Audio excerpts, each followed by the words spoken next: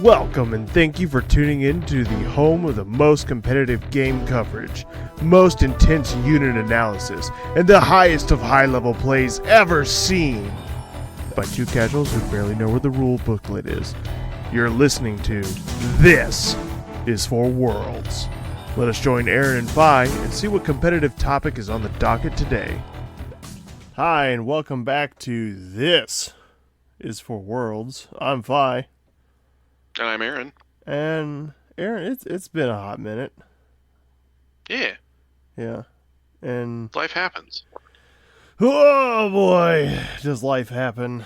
Life does seem to be hitting our little play group pretty hard right now, at least our World War Night team. Yeah. But yeah. And just a reminder, we're all just idiots on the internet. Very much so. I'm pretty sure one of our topics will definitely reiterate that even though we talk about what we're doing, yeah, I mean, we read as best as we can. We can read. I read good. We read so good. I'm so proud of us half the time. Whether or not I retain that knowledge, Hey, whoa, hey, not so much. I just said we're good. I didn't say we retained this shit. For the love of God, do not ask me the Team Yankee order progression of a turn. Oh God, it's been like 6 months since we played that one. Yeah. I want to get back to it. Same. You know what? Anyway. Since it kind of ties in for modeling for advantage in Team Yankee, like the whole reason I want to get back into it, and have you ever? I'm trying to think of like, you know what? We're just gonna like sidestep a little bit. Have you ever found like a meal or a food that you're just like so mad that you went so long in your life before finding it? Oh man. Yeah. Or an Yeah. I was a really experience? picky eater when I was. No. Yeah. For sure. I was a picky eater for a long time when I was a little kid, Same. and then like one. Yeah. And I'm like, oh my God, biscuits and gravy, things like that. I was like, why? This is like Yeah. perfect fat kid food. Why would Yeah. I not like this? Exactly. So the reason I phrase it that way is because I've recently, like today, literally today, probably 2 hours before we filmed this, I was building stuff that I intend on using in Team Yankee and in Blood Red Sky. Just surfing around, and I was like trying to find airplanes that I was like, man, what are some of the airplanes that just are like core memories for me? Because like, yeah, I saw Top Gun, and you can say the other airplane in that first movie is maybe like childhood memory unlocked, and that's why I'm so fascinated. But it's also Shin Kazuma's F5 from Area 88, and it's usually one of the first aircraft you get in all the Ace Combat series. So I went digging around because I'm weird and wanted models, not 3D prints, of F5s. So I was digging around. I'm not a huge fan of Revell in general. I've built a couple models from them in the past that have just left really, really bad taste in my mouth. Where I'm like, look, I understand that we gotta fix things and we gotta make them right, especially like depending on how detailed you want. But there was an airliner that I had always wanted because I built like lots of jet airplanes, and the cockpit glass didn't fit. And cockpit glass, like the time when I was young, couldn't figure out how to fit it because you sand it and stuff, and it would like graze and crack the thing, so you could like see that in when you put it. It was real bad. Had bad experiences, and so I saw this other company called Platts, who makes a lot of 144th stuff, and found a little Australian seller who was like, yeah, we got one left out of like 43. And it was a double F5 kit. And I was like, yeah, you know what? It's like 25 bucks plus like 11 or something shipping. I was like, for two models, that's not terrible. I've paid worse for actual Team Yankee stuff. So it comes over, got it today, looked at the kit. There's like 1, 2, 3, 4, 5, 6, 7, 8, 9, 10, 11, 12, 13 pieces to this thing. It was like putting together a Bandai Star Wars kit. Everything just went in smooth and snapped. You didn't need glue except for like on the under portion of the wings and to hold the nozzles in. And I just kind of like sat there staring at this thing and was like, I'm really mad because I have been searching now for like entirety of from when I finished building it to like us recording. I have been looking for Platts 144th F5E/N Tiger 2s because I want 2 more of these boxes because the kit was just so simple. Everything went together. There's like no cleanup. The only downside is like there's no missiles or gun pods or anything that you can like throw on this thing. But I just had this experience putting it together where I was like, I'm really mad because this kit came out in 2019 and the store that I bought it from, their listing said like of 50 whatever kits. And I literally bought the last one and I can't find them anywhere else. But I will now, like, anytime I look for like a 144th of anything now, I'm going to go look and see if Platts made it first.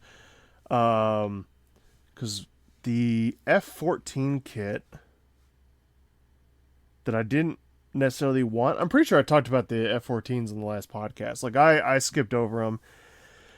Didn't really have any intention on building them. But they reminded me very much of the frog foots that frog feet? Whatever the SU-20. Oh yeah. Yeah, well the multiples. I mean, I don't know how you pluralize that. But the frog feet that Adam put together. Like the F14 is as frustrating as Adam has described, and I still have 3 more of those to build. And like I just keep staring at. I built one, have not touched the rest because I'm just like that's really bad. They just choose weird like. It's like when people look at the B1 head for Star Wars Legion and they're like, "Why did you split it in 2?" It's that level of stuff in the assembly on these F14s where I'm staring at them like, why did you make this a separate part here? Like the mold, it's like not even the mold. It's like the gap is real bad, and once you assemble it, there's wings in the way, and you can't really like green stuff and sand and fill. It's a huge pain in the butt how it's like done, and I just keep staring at it like. I don't want to get to them. Not sponsored by Platts, although Platts, if you want to throw some F5s my way, I will say all the more good things about it. Hey, we don't want you to get paid, but if they want to pay us in product. Oh yeah, I will. I mean, I think we're a couple minutes into the recording now. I will definitely suck some corporate dick for some good product like that. Yeah, because Fair. I think you found it originally, Facebook, the Blood Red Sky group, that Jet Age document. Yes. And it seems simple enough. And like I was looking for mainly just what are some not Korean War, going into Vietnam War jets that I could like throw in and not feel guilty of like, John, I see you got an F-86 over there. Well, here's my SU-27s and here's my F-22 Raptors.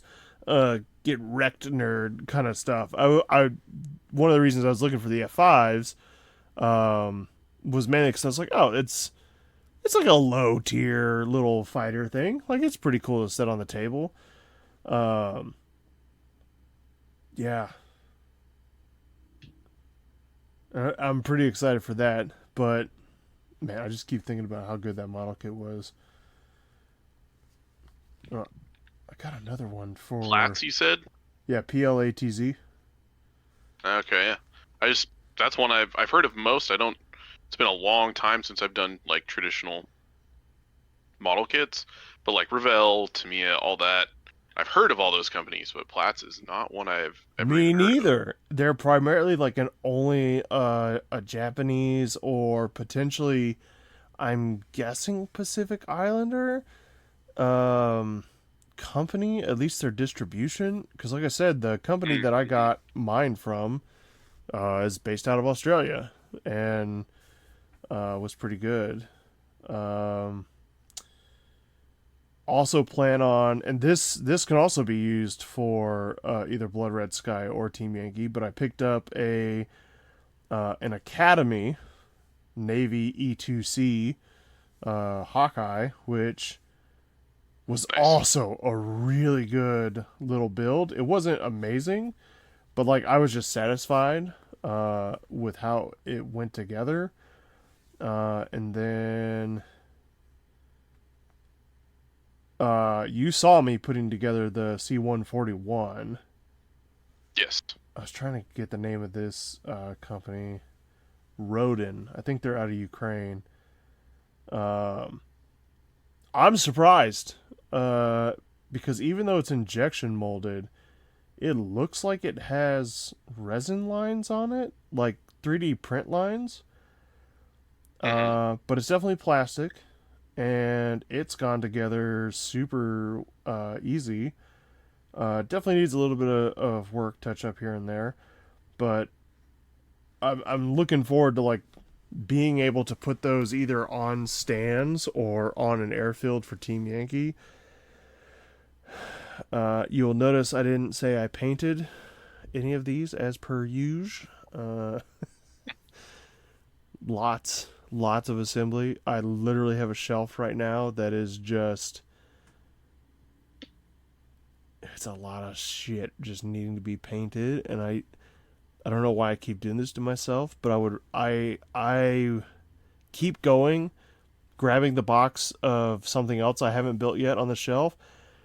I have probably built more models in like this first quarter, first 4 months or whatever, than I have probably in the last 2 years. And yeah, just having a great time with it. Most everything's either for Blood Red Sky or Team Yankee. I don't know if I've updated. I can't remember if we updated the podcast, but I do have. John doesn't listen, but I do have all 37. Mm-hmm. Yeah, VBL dudes, and I can't wait. I keep that list is taunting, even at 98 points, 95 points, whatever the like. Yeah, 95. Yeah, It's yeah. 95 is like the new air quotes standard. Yeah, the big worlds tournament point count. Built that list. Looks pretty cool. I'm pretty excited about it. It's gonna get shredded by anything that's got a decent MG in it, and I would really prefer if your shells just went straight through me instead of like actually killing me. But you know how that works out. Yeah, luckily for me, Americans put 50s on everything. So.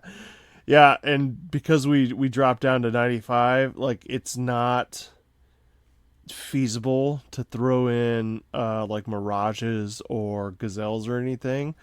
So those MGs can just shred some VBLs. But it was really nice list building those lists as well, because then it like prompted a couple other lists that I want to get down on the table as well.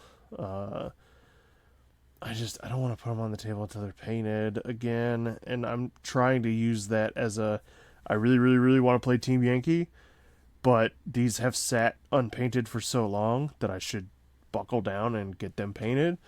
Uh, so we'll see which one of these loses that fight first. I get it, right? Like wanting to play that game or do the thing is always a huge motivation to get those projects done. Yep, that's what I'm hoping happens there. Um, but speaking of games, we have played.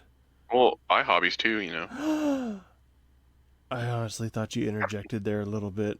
I just kind of blacked out and kept rambling. No, you're good. I was about to say the playing games to be motivating to do the projects. Um, yeah, so I took the dive not as deep as our swoop player that got into Legion, but I picked up my first 2 boxes of stuff to make a clone army. Oh, So they're built. Yeah, I picked up Cody, and it's which I forget what they call it, but it's the box that gets you the generic commander for all the factions. Oh That yeah. box. Yeah, so I got that so I can get the cards, and just in case I want to run generic commander.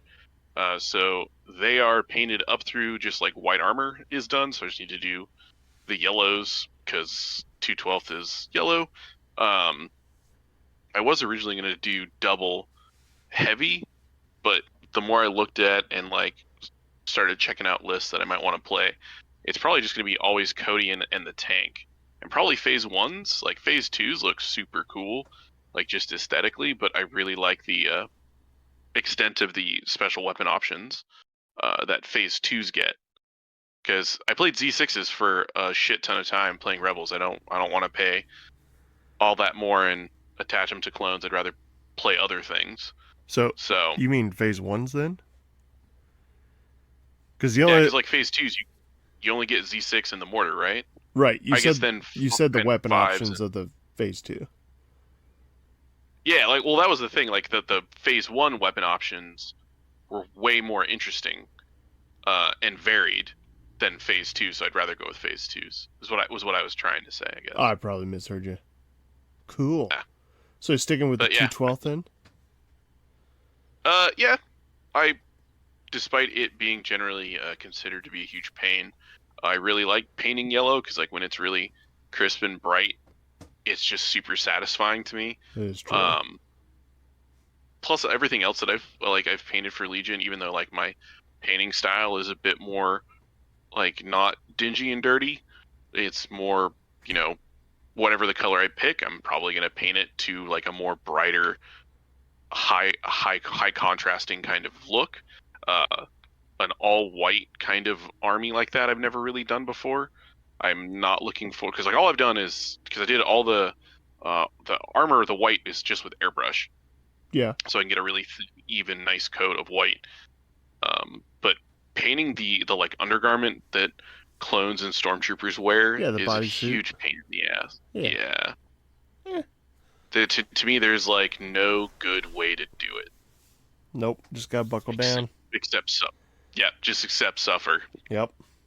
So initially, I was going to use this coming June's Legion event as motivation to get it done, but I just have too many projects on my plate right now. Plus, I want to get I still need to buy my entry for the painting competition that Adam's running, which is, you know, pick some whatever run-of-the-mill kind of model kit, and then when you go to model and paint it, either you don't have to do both necessarily, or I guess it's a paint competition that needs to be painted, but you don't necessarily have to do any conversions. You just do a complete 180 of opposite what you would expect. So I'm going to paint T-72s in a Hello Kitty color scheme. Because I also would like to start a Russian, some Warsaw Pact army for Team Yankee. Oh my god, do it. Let's piss off all the little fanboys. Yeah, that was one of my primary reasons, not gonna lie. Or that was the inciting inspiration, which was a callback to a previous episode where we talked about people losing their shit because somebody didn't paint something historically accurate for this game with toy soldiers. Initially, my thought was that I would paint just I don't know if it's going to be everything. It's certainly going to be at least one unit. Because like you take reserves in Team Yankee, and at 100 points, a 5 tank squad of T80s is exactly 40, and your reserves are 40%, I believe. Yeah. I was like, sweet. And, Hello Kitty squad is going to roll onto the table. But we don't have any T80s at the store, and if I want it to be an entry, I have to buy it at the store. Yep. And knowing how long it takes us to get shit from Battlefront, I doubt we would get it in time, so it'll probably just be a squad of T-72s, which I'll take as support in, like, I don't know, Iranian or Cuban or something. Yeah. Anyway. I mean, at least with the Iranians, you can you throw some of your Americans in there, and shit works. Yeah. And supposedly, like, the rumor mill I've been hearing is that the whole oil wars as a system is supposed to be getting an update sometime in the near future. Would be cool. Yeah. That was my only hesitation, was diving into a system that's, or a portion of the system that's, you know, I don't know what the problem is. But I don't know what the problem is. As someone who jumped into NATO before NATO got its update. Sure. Plus, if I play Iranians, I can always just spam a million, like, T-55s. I mean, that sounds perfect for the VBL list. Yeah. It's literally who dies first.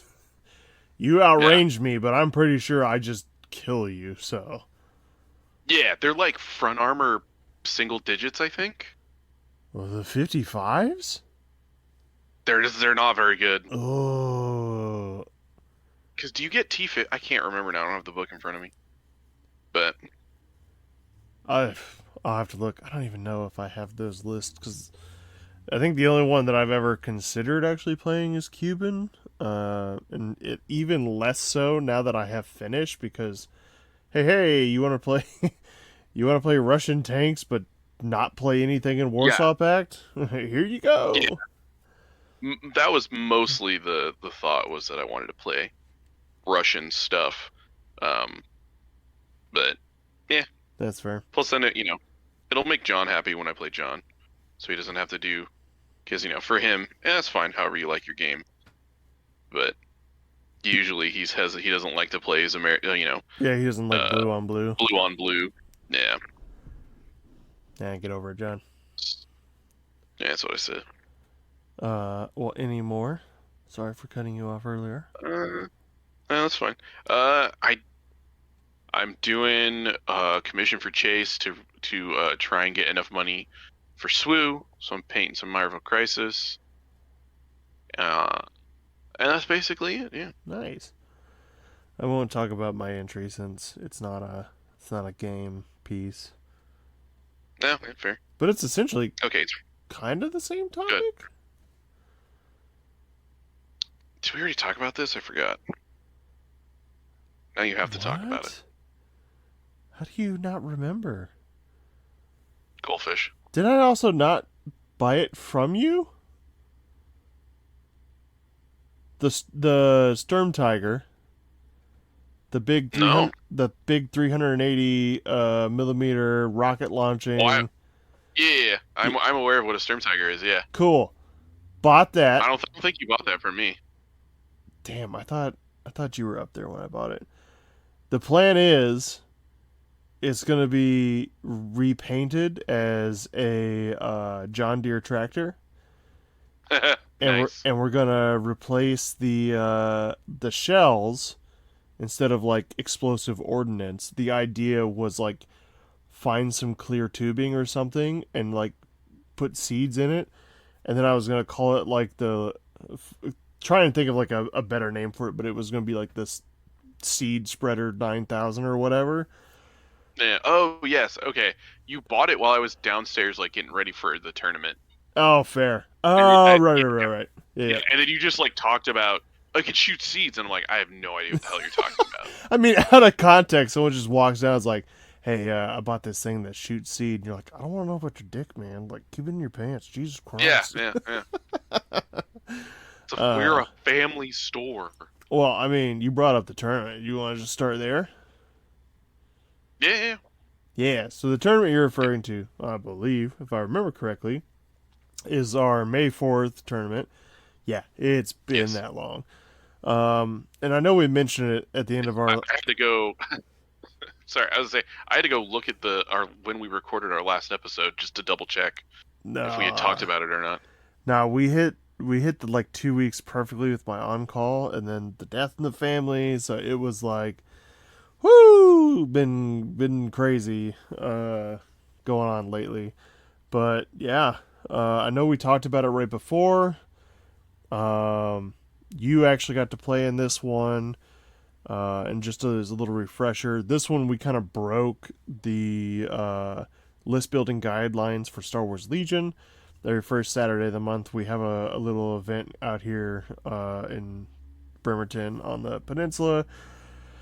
And people brought some interesting and not interesting choices. Do you want to share what you brought before we go into some of the weird things we saw? Yeah, so just so I had to pick my at least one commander. Yeah, Field commanders counted. yeah. So I took Wedge in obviously in a snowspeeder. Well, I guess not obviously since he doesn't have to be in a snowspeeder. Anyway, in a snowspeeder. And then I took three other snowspeeders.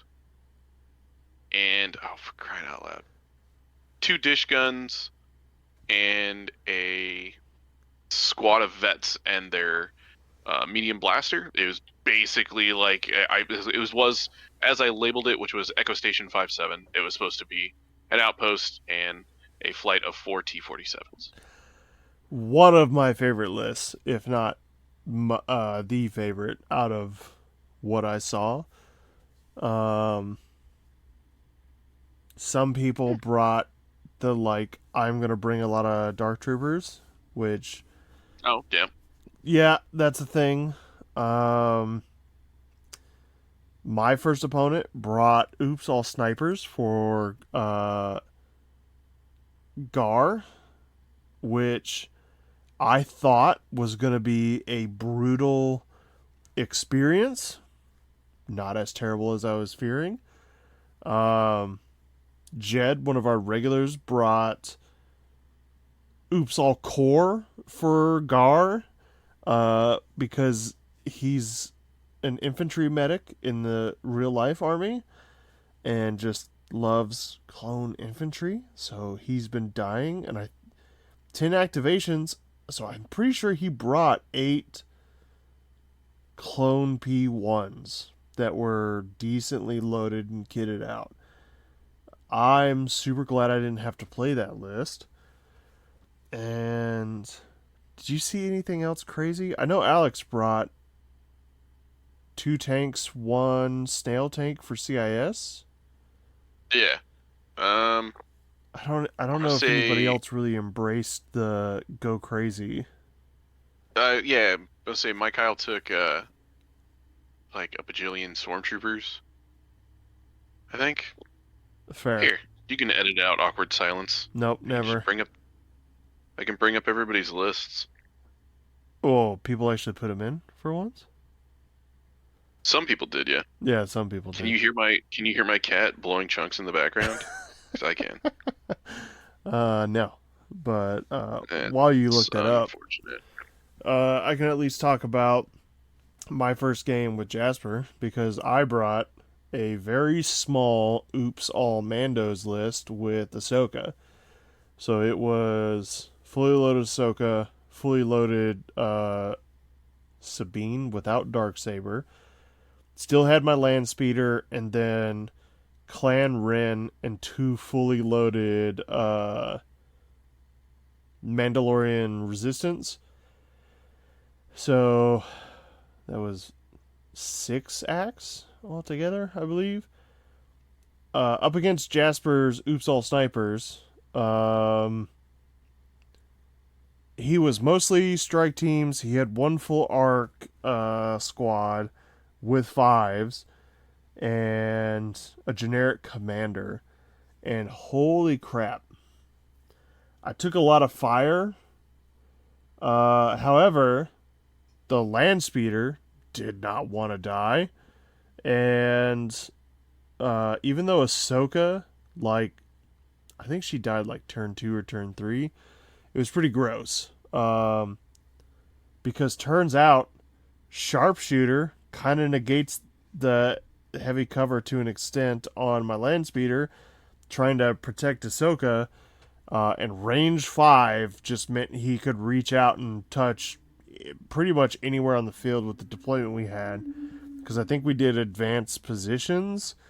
It was advanced positions with key positions, and it did not go well for me early, but then holy shit, did the Mandos show up with saves, and Sabine got off an insane explosions turn. Because the way he tried to like close in around me to prevent me from getting on the center objective, it put him in like this really nice C formation that I just walked up threw the bombs in the middle of and then walked out and hit, I think it was like 7 clone strike teams between both, or like both bombs hit 7 each, and I killed 3 strike teams straight up, and then wounded a number of others. So he like severely brought him down. That by the time my Mandos finally got into range, he was not throwing dice very well. Oh, wasn't key positions. It was breakthrough. That's right. Because he was running straight across. Yeah, that's right. He was running straight across, and he like did the math, and I knew that it didn't matter if I got mine in because I only had 6 activations. He had 10. So as he's like doing the math, turn 5, he like stops shooting with a couple of his units, and he's like just double moving trying to get there. And finally, turn 6, he throws a squad in. I kill it. He's no longer scoring that point. He throws a single lone trooper in to score the final one. I whiffed on the roll. I think I only got like 2 hits, and he had 1 for suppressive cover. And then, of course, red save clone. He saved it and ended up losing 1-0. But then we turned around and we went to VPs. Or maybe it wasn't 10. Maybe he had like 12 or 14. He had a crap ton. I know we were proxying some models to get him to like all those strike teams. But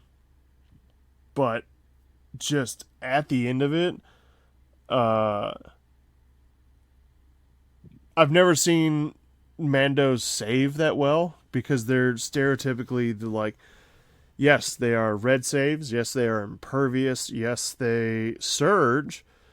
They will just fail 100% of the time, which has been my experience in the past. But this game, Same. Yeah, this game, they saw Ahsoka die in the first like 2 or 3 rounds, and we're like, we got you, fam. We're gonna avenge you. And it was bonkers how much damage they threw out and saved, because like Sabine was still on the table. One of the squads of Mando Resistance and Clan Ren was still on the table. So even though he like wiped out everything else, because he only had like 3 of his own squads on there, one or like 2, I think actually they were all 3 like strike teams, because I know I killed the full, yeah, so they all had to be strike teams. I killed the full arc and I killed the commander. Yeah, so that it was just 3 strike teams left, which probably only comes out to about 150. And I was like, if I could have taken you to kill points, if I could have gotten that last squad, I won. But I couldn't get that last damage out, because I think even though Clan Ren was still alive, it was only Ursa, the leader mini, left. I'm pretty sure like everybody else in that squad had died, which is why I only threw like 2 or 3 dice or whatever it was. I was super shocked that it was that close, but it very much reminded me of like years in my games where like usually you and I are very much not necessarily taking it seriously, but when we're like performing together, like you and I are like everything's firing. Those kind of games, it was very much like that, and it was probably one of Yeah. the most fun games I had. And I think yes, I screwed up letting. I don't think I had a choice. Letting him get advanced positions because that just meant his range 5 was on me like a lot faster than I really wanted. But I knew the strike teams would have to come to me for breakthrough. And I think the conditions were just shitty. So like I don't even remember what they were. It was just like, I don't really want those. But I knew like I didn't want hemmed in, and I didn't want there was something else. So like he and I were basically banning around the deployments, and then he like banned for the objective, and I was like, not great, not great against that list. And if he hadn't had uh, breakthrough, I think that would have been a far worse game for me. But it meant he had to move to my deployment to do something about it, which meant, yeah, they got tactical, they're aim shooting when they move, but it let me aim shoot as well, which put a lot of fire out. It was fantastic. But your first Nice. game. I mean, I can. Yes, I was gonna say my first game was fun, and we'll get to my second game because it was by far one of the, or second or third, but one of I can it would very similar to how you described how some of our games are, and they get down to the wire and it's super dramatic. It was one of the best games I played all year. The first game I played Chase. He was taking 4 ATSTs. Because when I realized he was going to do that, I thought it would be fun that if I took effectively the thematic mirror to that, which was one of my reasons for uh, picking the almost all snow speeders. It was gonna, I think you can fit 5 uh, with Wedge as a leader, and I dialed it back mostly because I didn't want to buy that many more. Um, he unfortunately had to work a bunch and kept having to leave and deal with drama.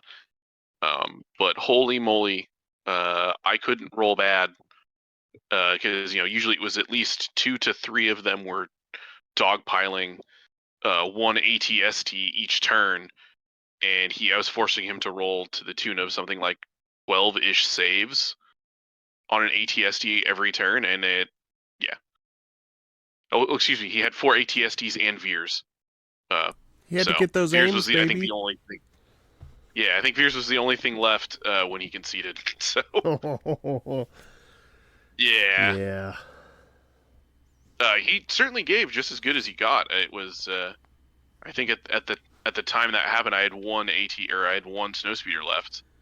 One of the dishes got wiped turn 1, and whatever, they're like 65 points, no big deal. And then the squad was just sitting in heavy cover. We were playing key positions. Was just sitting in cover with the medium blaster, holding my objective, waiting towards basically the last turn to bum rush the center one and try and hold 2. Because emplacement troopers can hold objectives, right? Well, they can't pick up, but like if you're talking key positions, yes. Like key position. Yes. Okay. So there's that one. I honestly don't remember which one of us won on my other game versus Jason, I believe is his name. He did all the Wookiees. Oh yeah. That was initially the list he made when he got into the game, and then realized he couldn't actually do that. Poor guy. Yep. Hey, but so he did originally join. He did originally join, and was like, "I'm gonna play all Wookiees," and that was before the Battle Force. So he was like begrudgingly taking clones in his list, and he was like super pumped and happy when that Battle Force came out. And then we did this, and he was even happier. Yeah, so that was good. But I played Alex, one of my later games. He played double AT or double AATs and a snail tank, some flavor of tac droid, and some B1s. And it was like down to the last turn, to each of us our last activations where it was still up in the air. And since key positions, right, you pick a piece of terrain for for each objective, right? And we were playing on the Tatooine table, which meant that a lot of it was buildings. So they were rather big, and I realized, wait a minute, I can land the base of my snowspeeder on top of that building and technically be holding that objective. Yeah. And it was back and forth, and it came down to I ran around a corner, and I literally needed to make one, like I needed to save at least one on a guy to force it to go to kill points. And if I had taken it to kill points because he won on VPs, I would have only have beat him by 12 points exactly. That's how down to the wire close it was. Yeah, because I was like at 417, or he was at 417, or I killed 417 points of his, and he killed 405 of mine. Shoo. Provided like that last squad that did die didn't die, obviously, because that's what would have forced the tie. Yeah. But it was every time I've played Alex, we played a few times. It's always a super good game. So I think it's because he can also appreciate just playing the game for fun, and not being uber competitive, but also enjoying that the spirit of competition, if you will, where it's like I'm not just gonna roll over and die. I'm gonna do my damnedest. So it's a lot of fun. And then I sold two of my snow speeders to the store. They performed well for you, and then you immediately threw them to the garbage. Well, it ended up being the old ones too, because when I painted the second set, because with my discount, it was like $50 for two of them, which I was surprised snow speeders were only like $38, $37 anyway. I really liked the way I painted the new two a lot more than I did the old two, and I was like, I'm not gonna play this list again next year when we do this. It'll probably be a clone list by that point. So I was like, yeah. I mean, to be perfectly honest, I'm getting really tired of playing Rebels. But so you're the chosen one. That's basically the only thing I've played since the game came out. So I've played a few games with that Empire Army. There we go. The slow grow, but that was like 6 or 7 games. But then other than that, you could sense me pushing up my glasses, about to say actually. I did say almost. I didn't say exactly. Thank you very much. Especially that one, since it was more. That was more of an actual work list than anything else, since I built and painted that list for the store to then turn around and sell it, so which we did. Yeah. But my Hoth list that Chase had me build and paint for the store, that I labeled as Thawsome Rebels, still is in the case. It says your terrible pun. Yeah. It's usually Stuart and I that try and think of the really bad puns. But yeah, what else did we play? I mean, that was really about it. I don't think I played. I don't think I played Leo that last round like you think I did. Because I played Theo with my regular It's in the Bag list, because I remember teaching him Ion sucks, and maybe next time don't put your tank in disarray right next to where a bunch of infiltrate units infiltrated. But I don't remember who the final buy was. That's what it showed in the tournament software. What can you see what he played? I can see if he submitted a list. Yeah, he did. He played Gideon, the occupier tank, and 2 dark troopers. Oh shit! I forgot about right. that because I'm mixing up. I can't even remember who that is. I can't think of his face.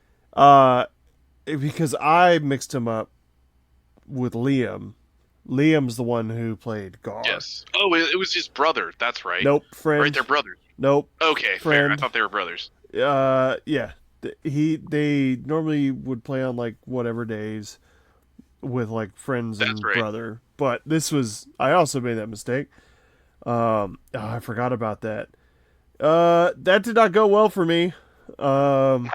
Even though they had to leave early to make it to whatever next thing that they had to go to. Yeah. That's right, because we played on Hoth. I murdered his Dark Troopers, no problem, because turns out lightsaber, rockets, or like the rocket jetpacks, and an ion gun. And I ioned the squad twice. So one of the squads twice in the same turn. So it only got one of its turns. And on the first round, he played the card that allows him to pick up a squad and set it down. And he set it down because we were playing key positions. And he set it down right on top of it. And I was like... So I also taught him how bad Ion sucks. Is that a Gideon card? Yeah. Okay. For the Dark Troopers, but it's a Gideon commander. Yeah. Yep. Yeah. So he picked him up, set him down, put the order face down, and I was like, I really, really need the speeder. I can't remember if I gave it an order or if I pulled it, but either way, I got to activate it when I wanted. And for this tournament, it's not the same speeder that I normally run. The literal only difference is it has the ion gun and that little comm upgrade transponder to give it a name.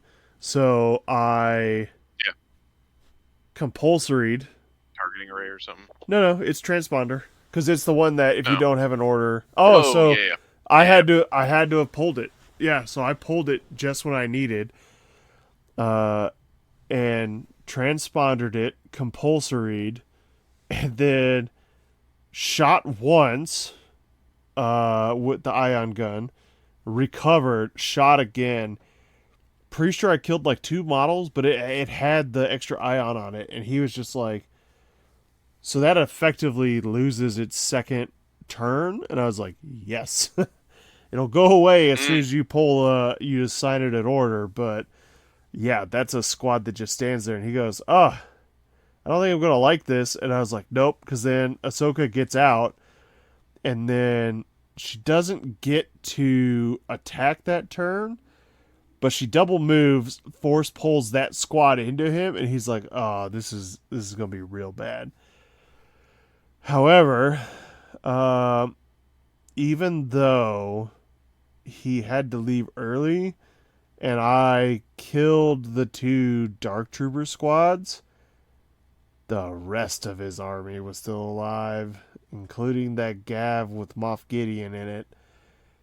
And unlike when I played Jasper in the first round, my red saves were doing exactly what I expected them to do, and they were dying real fast. So even though we technically didn't finish, the rate I was losing Mandalorians, I knew it was not going to be a good a good run, and I also had no way to get Sabine in to throw an effective explosions. I don't think he was playing around that card because I got the feeling nobody in their friend group really plays rebels, so he wasn't really expecting it, which made it worse that he had his core units that were augmenting this force were spread out so nicely that I think I could only get 3 at a time with the bombs. So I was just like, I can't throw Sabine in because Sabine's just gonna, eat shit and die. Uh, Ahsoka, once she cleaned up the Dark Trooper squad, she was kind of standing in the open against the rest of the Corps and the Gav tank, and then the Mandos were just getting shredded on the way in, anyways. So, yeah, I forgot about that. I blocked it out because even though they called it early, I did. They did exactly what I expected them to do in that tournament.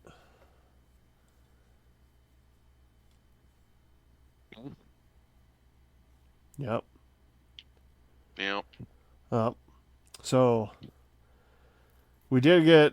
I mean, I know you played a lot more, but the last thing we played together before our like temporary forced hiatus was a Blood Red Sky game. Yeah, which I don't entirely remember super well. If only because it was so long ago. Um, as you tell it, I cleaned up pretty good, so Yeah, and it wasn't even like you sitting back because I somewhat remember it since it's the last game that we played together before this coming week. Uh, I don't remember exactly what list you played. All I remember was American prop planes. So maybe 47s. yeah, You brought that's right. P-47s. Yeah, yeah. That's right. I borrowed John's. Yep. As soon as I said prop plane, I knew exactly which one you brought. Because John brought F-86s and I brought my Franks because that's the only list that I have that I feel like taking in Japanese prop plane. And normally my strategy is doesn't matter how you do it, just throw dice. Because that's all you need to do to win the game. However, when John and I went head to head, both of us whiffed, and nobody was putting on boom chits. However, when he was dogfighting you on the other side of the map, you were dogpiling boom chits like mad. Took his squad out, and then I think you only had like 2 on you by the time you moved over to me, and I was like, sweet, I need to put 4 on you. Yeah, it was nothing. It wasn't anything to like super be concerned about. Yeah. Yeah, and I was like, and I knew because of where I was positioned after like trying to duel around with John, it was head to heads. Like I was spread out, but not in a way because I needed. I am super paranoid about tailing because I think I've figured out how to do it decently well. However, you outsped me, you outadvantaged me, and I was just sitting there like, you're going to get to go first no matter what. Especially since it took like 2 turns to get into range of each other. And even when I tried to like set up my I want to say cohort, but that's not what they're called. Wingmen. Oh, yeah. Yeah, so I tried to set my wingmen to stop the tailing thing from happening. However, that never even came into play because your first guy moved in disadvantaged, second guy moved in disadvantaged, and then you shot him down, and then you did it to the next one, and I was like, oh, this is not going good. And then before I even got to activate, you just nuked another one off the board, and I was like, yep, GG's. It was pretty brutal.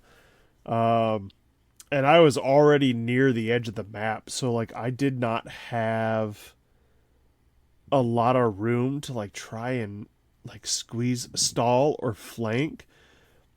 Just because John crossed so fast and was on me so fast that I was stuck in that corner fighting for my life, and then you killed him, and I was like, oh, this is not gonna get better, because the only way I'm gonna leave this corner is by coming into you. So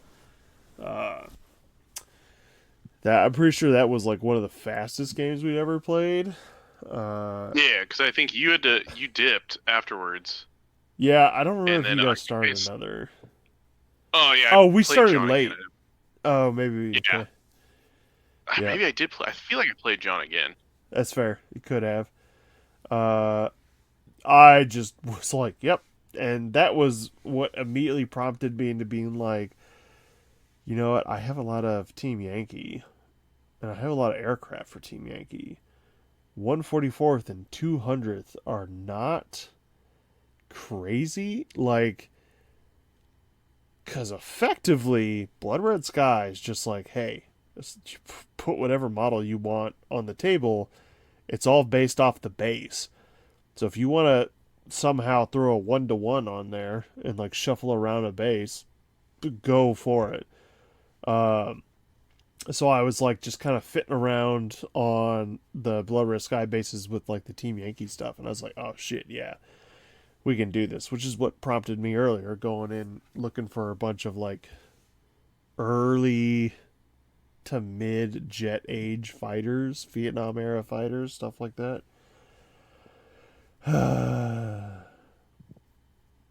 Oh, you know what else is on that jet age list that made me super excited, and I will eventually force people to play new age stuff like Gen 4, Gen 5 aircraft. You know, what's that? All of the Ace Combat experimental aircraft are on there. Like Nice. if you scroll all the way down to the bottom, it also has Star Wars, by the way. So if you have X-wing models, it doesn't have everything on there. It has like the most basic, like X-wing, Tie Fighter, stuff like that. Really, I didn't even end up scrolling Yeah, that far. I didn't either, but I downloaded the thing with the intent on looking at it later, and it auto started at the bottom of the Excel sheet, and it had the Star Wars was below where I loaded in, and there's a bunch of spaces in between there. But I like immediately saw Ace Combat and was like, "Oh shit!" And like immediately was like, "Oh, that's the Shinden. Oh, that's the fucking Nosferatu." I was like, "Dude, that's all of them." Immediately went and found 3D prints of them because also already had a model that was 144th by Katabukiya. However, finding those models is incredibly expensive and incredibly rare. So, as much as I would love to build them, just financially unfeasible. Uh, but so I was like, yeah, we're eventually going to be doing that because that's awesome. Uh, it's literally Ace Combat come to life, yay! Kind of thing. Yay! Yeah. Uh, yeah, that's really all that we've played. I don't know what else you want to talk worlds qualifying wise. There was some what you call it in there, Victory at Sea, but it was meh. Yeah, Uh, if I'm I'm convinced that game, like, three-way or multiplayer ain't so great. I Like will two v disagree. one, There, two v one's not terrible, but I will disagree. You just have to be stricter with the rules. If we are gonna yeah, play team games again, no fucking destroyers, and like, I think we fudge around the numbers. Uh, like points costs. yeah, we kind of fudge them around, maybe round them up, round them down, and we say battleships and cruisers only. But if they round down below 100, then you can't take it. because the thing that just kills is like the same shit with like Twilight Imperium or Risk or anything like that. You have to set aside a fucking day if you're gonna take real fleets in that kind of game mode. Because everybody's just gonna sit there, move a destroyer, move a destroyer, move a destroyer, move a destroyer, move a Yeah, destroyer. it's gonna stall. Yep. And you're like, sweet, I'm glad we've got like 6 hours out of this. And we're still in like turn two kind of thing. Even though we weren't hung up on the rules, it's not like anything held us back. It was literally just, it took that long because there were so many ships. So I think if you hard set like battleships only and you kind of fudge the numbers so that like you take a Yamato and a 500 point or a I don't know, a Montana and a 500 point or two 250s. Something so that it's like not a weird, or we just talk about it, we agree that like, oh, you want to take a Yamato and this thing, as long as you're not like taking 2000 or 1800, you can like fudge it a bit. At the very least, put a limit on destroyers. Like, I don't think you allow them, not in that game mode. You can't, unless like if we want to sit down on a Saturday and that's what we want to do, I'm down. But like, we have limited time after all of our work schedules. I can't be playing that all night. I think I'm fairly certain there's one person out of the four of us that doesn't mind it, but it's like the last time we called it because it was like I have to leave at 8. I have a commitment to give someone a ride to work. Yeah. My wife, and I feel like they should probably have at least know that like I'm not going to be there until close. But we started at like 4:30, and we barely got through 3 turns by 8 o'clock. And that was with just you three. Yeah. We didn't even get through 2 rounds when we all played together at the same point cost. Yeah. That's insane. That's insane for the time period we're trying to play games in. Yeah, like I like Victory at Sea a lot, but maybe that works. Hold I up. don't know. I also didn't particularly go ahead.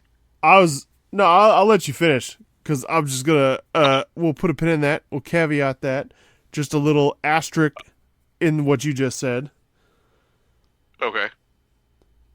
I was just gonna say it's also like I like to play Victory at Sea one way, and it's the dumb way. Fair. And playing teams with someone that actually wants to sit there and discuss strategy beyond we should dogpile that one because we're all in range. Yeah. Because I took more of a balanced list, and like I didn't just take the Yamato. I took Congo and a couple Megamis and some destroyers. So it was like most of what I had was gonna knife fight. They were primarily their hitting power was in torpedoes, and my teammate wanted to basically zigzag so we could broadside as we closed range, and I'm like, I'm gonna get annihilated. My Megamis are almost 300 points, and they only have 30 health. And for barely 100 more, the Congo's got like almost 100. Like I don't have the staying power.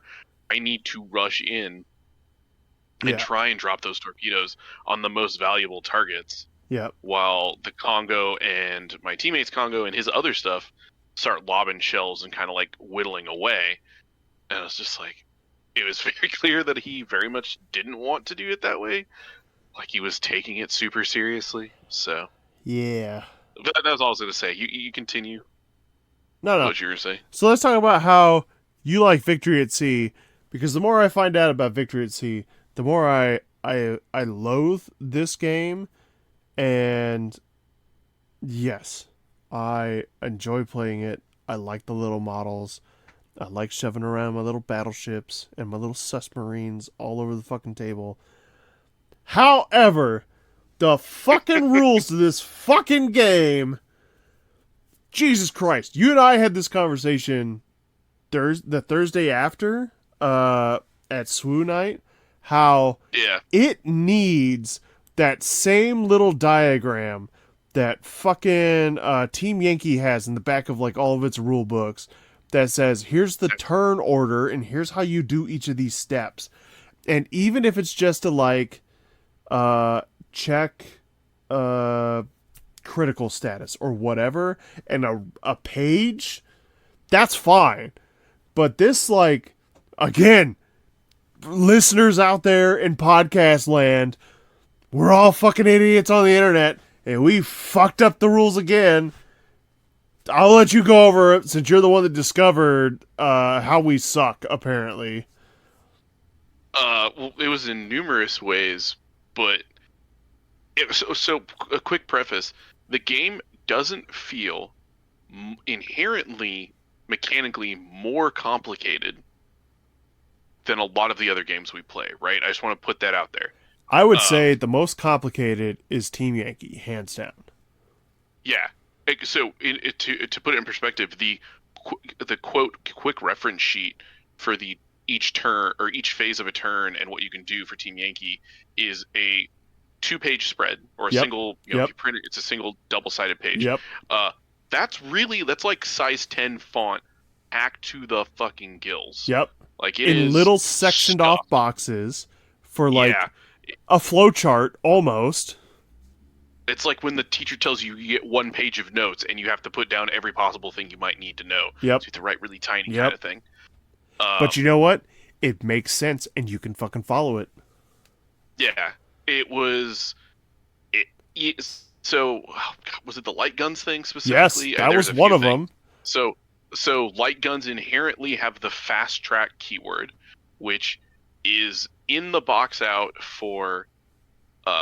the different modifiers you get when shooting, range, stationary target, all that shit. It's nothing's bolded. It's an asterisk fine print, and I don't particularly like Games Workshop's games anymore. But I will say that they can write a really readable set of rules, if that makes sense, where they have bolded box outs hitting the high points, the things that you need to know to quickly skim rules, and because I don't want to read a rule book like a novel, you know what I mean? Yeah. I'm gonna get the gist of it, and then as I learn by playing, I can go and check things that are confusing. So, which is huge because there are various ships that have been described by you and John as being like the things that annihilate destroyers, and then they completely whiff. Yep. Well, when you inherently negate the bonus that destroyers get, one of the bonuses that destroyers almost always get, because they get the fast bonus because they move real fast. It's a huge deal. Yeah. There's that. There's the carriers, the way they phrase and scouts. Yeah, the way they phrase things like, again, we could just be idiots on the internet, and maybe we read, maybe I read too quickly and jumped to conclusions, but no. I will defend us on that shit. No. Because, yes, when we were first learning how to play this game, there's no fucking content out there. There's like videos from 6-7 years ago how to play this game. There's like a channel I can think of that's posted like somewhat recent.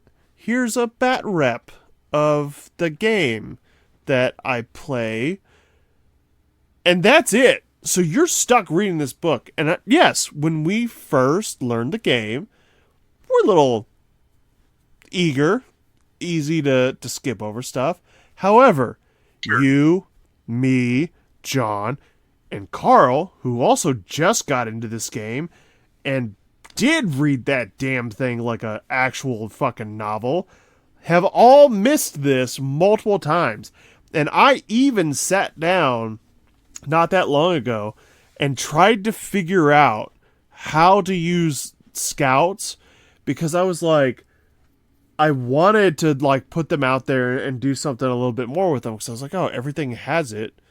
Let me just throw them out there like actual little things. Except the only other thing that I found that I didn't know previously was like they don't actually represent anything on the table. So you can't like have your opponent tie them up by strategically placing them in front of like a bomber wing or something like that. I've read those sections or whatever multiple times, never caught it until you brought scouting and carriers up last Thursday. Yeah, because it's one of those things where like the only time we were ever interacting with the aircraft, on my mic, sorry, with the aircraft trait as it appears on ship cards, was when we were rolling to see if we lost them because something got crippled. Yep. And I was just because I was there all day working, so I had more than enough time to take 20 minutes to figure out a list. So while we were waiting for John, I was just perusing through the rulebook, and I happened to start reading it's the second page under deployment, like it's not even like in the beginning portion of it, kind of thing. Yeah. Explicitly, like actually reading it, the entire thing, bold to bold, if you like, and you just declare them off, and then there's a chart you roll on. That's like buried in the rules. There is no quick overview that I can remember ever seeing, and it's huge, right? Because and also at the top of the page, not bolded, it talks about like size of board and stuff. It is 6x4, and we were just doing 12-inch deployment, picking a long table edge. It's not. It's 6, and you lose a foot off of either end, so it's a 4-foot long by 6-inch deep deployment zone. And then depending on how many 5+s you roll, you can get bonuses to your initiative. You can get extended deployments, one of which is what we were doing. At least lengthwise, it was the full 6 feet of the board. You can also get superior deployment, which is where you also get a 6-inch band going up 2 feet up the short sides of the table on a 6-foot by 4-foot. So essentially you have a big C shape. And furthermore, because you can also declare that cruisers, any number of cruisers and destroyers, are going off the table to scout. If you roll 10 plus, 10 or more 5+, they get to just redeploy. You get to just deploy those where, like, I think it's wherever you want after regular deployment. Like, the scouting's a huge advantage, which makes sense when you look at it, historically. Of course, the person that knows what's going on can dictate the battle, kind of thing. And of course, we both rolled, my teammate and I versus John rolled pretty poor, so we both just got the bonus to our initiative and the extended deployment. So it wasn't a huge difference, but it was cool to actually use those rules, because if not, like, that's just a trait that's not doing anything. So Now, what about the carriers? oh yeah, that's right. That's like one of the best ones.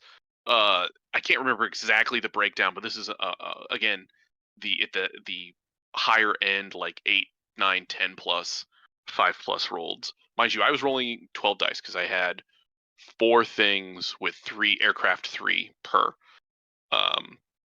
You can your carriers can start either in deep deployment. Also, they can start with half of their flights on the board.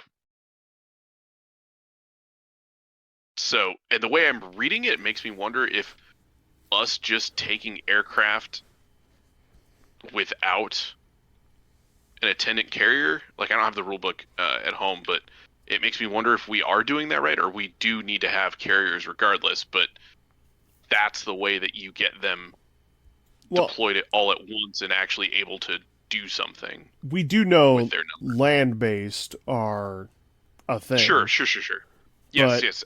Yeah, sorry, I didn't clarify. I meant other than land-based, the carrier-based aircraft. So Yeah, and ultimately, when I've done it, whatever the torpedo bombers for the Italians are, they're all land based because they're the big 3-engine transports with a torpedo just attached to the bottom.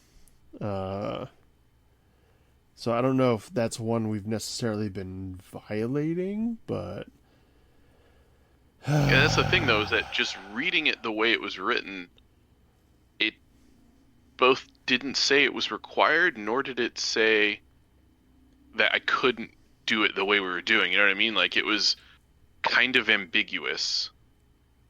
yes. So I did find a fan-made quick reference sheet in the ward room. Is that the Yeah. the ready room is Blood Red Skies. The ward room is Victory at Sea. Yep. It's 4 pages double-sided. It's not as densely packed, admittedly, but it is 4 pages double-sided. You know what? If it's better than us fucking fucking the book for 2 hours trying to play a game and still missing shit, then bring it on. I was gonna say, you said earlier, you'll defend us and it not being the best written rulebook. That seems to be the general consensus among if you kind of just scroll through the Facebook group and get into the more contentious Facebook posts. A lot of folks like the game, but a lot of folks also have problems with the fact that it doesn't seem. Never mind the argument some people make, like, oh well, they clocked her at 36 knots, but that only gets her an inch extra movement to this thing that went 30 knots. Like, whatever. That's not what I'm talking about. I'm just talking about within the mechanics of a game. It doesn't seem super super well balanced. So, and also a lot of them said, like what you talked about for our team game, where it's like, maybe think about a target point value, but what do you, and then look at what you're taking and then just make allowances for a force that makes sense, because a lot of the points don't make sense for what they bring to the table, or they're either under or over costed. Yeah. Either in either direction. So